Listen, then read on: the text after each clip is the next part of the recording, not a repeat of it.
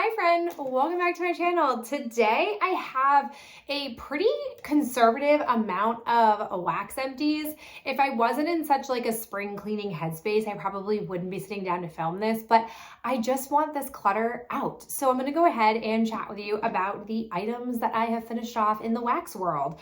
So I have a few candles. I, interestingly, have gotten pretty hardcore back into wanting to burn candles. I think it's because I've purchased candles in the last, I don't know, like 9 or so months and haven't been doing a lot of burning. They just sort of been like sitting there staring at me. So I'm back into it. And I have a few non-Bath & Body Works ones. The first one that I have is one that I've had for quite some time. It's the DW peppermint bark, the big kahuna. This essentially has always sort of lingered because I haven't wanted to commit to fully burning it, but I was like, you know what, girl, get this done. I haven't bought a DW home candle in years at this point. At the time, this was $16.99. I think that they're a lot more expensive now, but I have to say, although she a dirty burner, she was a lovely scent.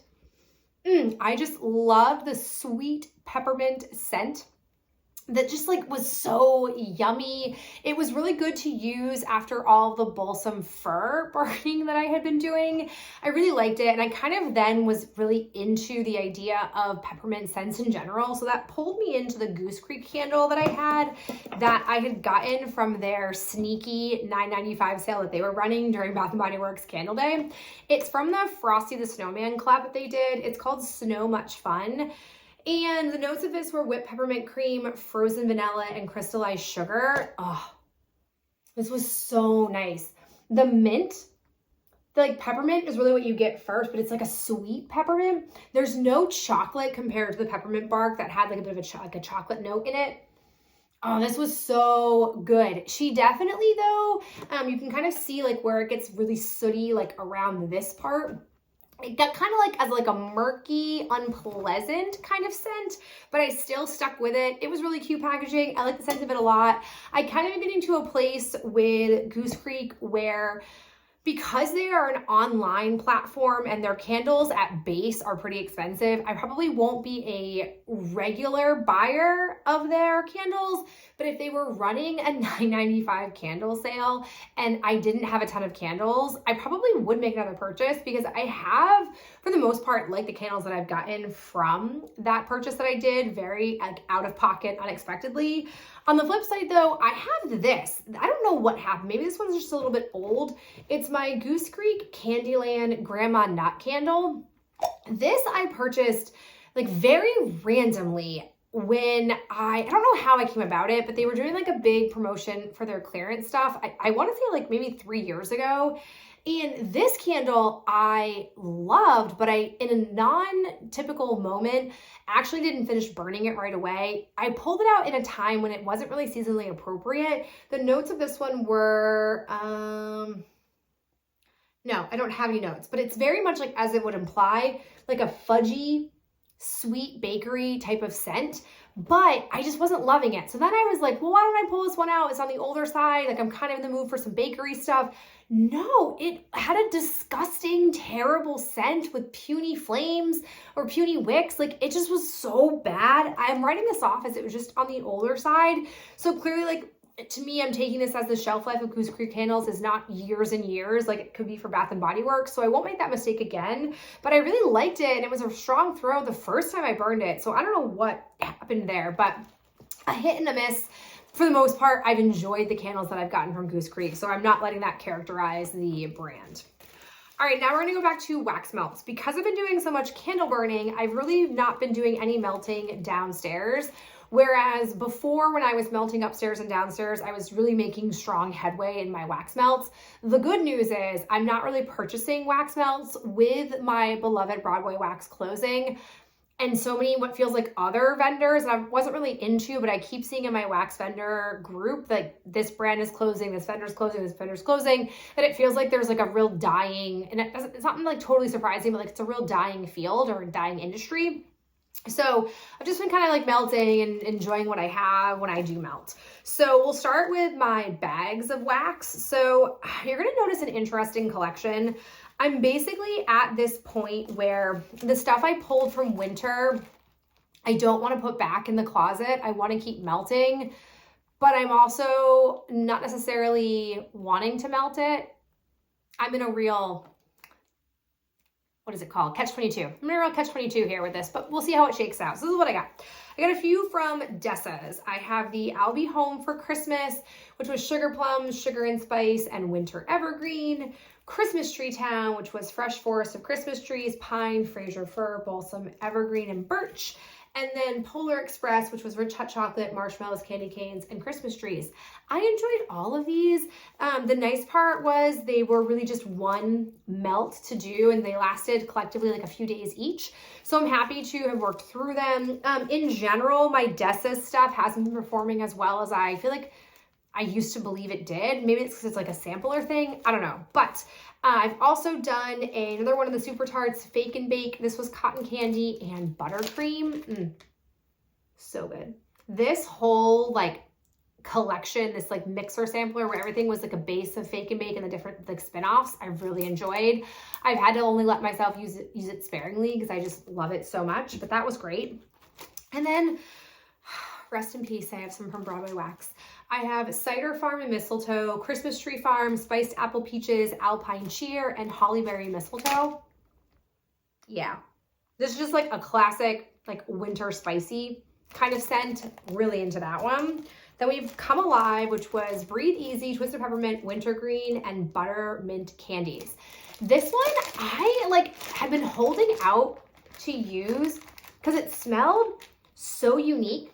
Like those types of mint scents, I don't feel like you really get, like the spearmint or the Breathe Easy, whatever that is. I don't feel like you get a lot, but it just ended up being like a generic minty scent. I was a little bit bummed that it wasn't more unique like it smells like on Kohl's. And then Forest Fire is Christmas Pine, Fireside, Crushed Candy Cane. Yeah, just like another, again, basic wintry but more mint leaning scent.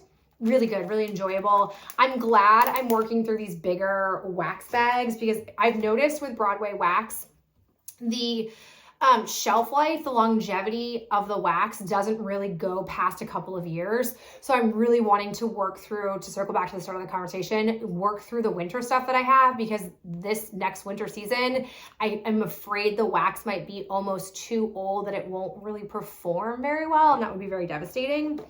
And then I have just some clamshells. One for Super Tarts. I have my Day 13 Christmas Sucks, which is when she did her Grinch one. This is pink sugar, blueberry, pumpkin, and Christmas cookies. This for me was more of like a general bakery scent. It was good, but wasn't like my favorite of all time. Wouldn't go back for more. And then the rest are from the Walmart offerings. I have this Better Homes and Gardens Vanilla Orchid, Honeysuckle, Violet, Rose, Hyacinth, Lilac, and Vanilla scent notes. This is so interesting. This basically, on cold, smells like a floral buttercream, which I like the idea of. But warmed up, something about it warm, I don't love as much. I can't point out what it was, but it should always be very telling when I don't finish a wax of any kind right when I use it, unless it's a ginormous bag where it would sort of be obscene to use it all at once. It is rare that I don't pull out a clamshell and use it right away, and this I did not use right away. Case in point, I finally started to melt this one from Sensationals called Crimson, which is cranberry and oak, and oh, and you know it, I am not finishing it. I got myself to finish this one because there was enough of it that I was like, yeah, I like it enough, but I won't buy more. This one, I don't know what it is. On cold, the like cologne note, it's almost like a shaving cream. Like it smells like a shaving cream on cold, but then warmed up, it like morphs into this like unpleasant perfume. Like the cranberry starts to come through in a not well mixed way. I don't know. Again, on cold, I like it. Warmed up, I didn't want to do it. And I thought to myself, like, well, maybe I could, you know, like divvy in something else. Like I'll do a little bit of this one, and like when that one's depleted, I'll like come back and force myself to do 2 more cubes of it. And I thought to myself, like, why? This wax isn't that expensive. I don't like it. Why would I force myself to keep like being immersed in a scent that I don't really like? Like life's too short. So I am letting her go. It's not one that I really like. Performance-wise, of course, it was so strong. It's always the ones that you don't love that are so strong, but it's not one that I like the actual scent of. And then lastly, like I said, short and sweet today, I got the Mainstays Bourbon Baked Pear. I heard about this online and I was like, that sounds amazing. And then I saw hide nor hair of it in my local Walmart anytime I like went in. And I thought like maybe I just missed the boat on it. Wouldn't surprise me at all. And then one day I walked through and they had just two of these clamshells, and on cold, it's so good. That like caramel pear, the caramel really comes through like a little bit of pear. I do like it. It is super sickly sweet. So after using one of them, I was like, I'm good for some time. So it will be a while before I use the next one, but I really do enjoy it. I just wish I could have come across more of it so that I could kind of sparingly, whenever I was in the mood, use it, but wasn't how it was playing out. So I'm happy that I at least got my hands on it because I had a feeling that I would like it, and it's nice that I actually do like it. All right, there you have it. Like I mentioned, not a very robust, but just wanted to kind of like clear the stuff out because I've been doing a lot more burning of candles, which is predominantly Bath & Body Works still, but it's nice to try out Goose Creek, get some more insight on Goose Creek, and just again, no matter how small it might be, to still be taking bites out little by little of my really robust wax melt collection. But as always, thank you so much for being here, spending some of your day with me. I really appreciate it, and I'll catch you in my next video real soon. Bye.